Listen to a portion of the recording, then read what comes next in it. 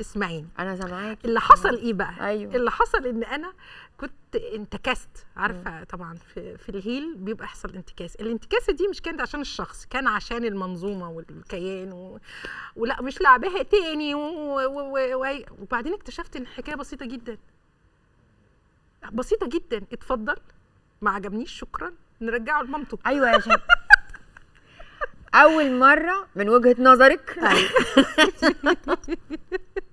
الجوازه ليها عشان تجيبي منها عيله، عشان مش عارفه تلعبي بيت وبيوت ومش عارف ايه. حلو. تاني واحده فشلت برضو.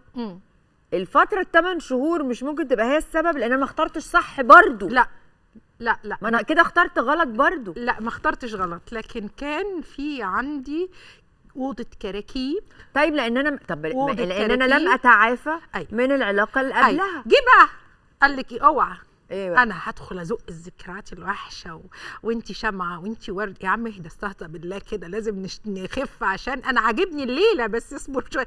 لا لا لا لا لا، لازم حاجه تخش تزق الزعل مين اللي قال؟ هو البطل الهيرو.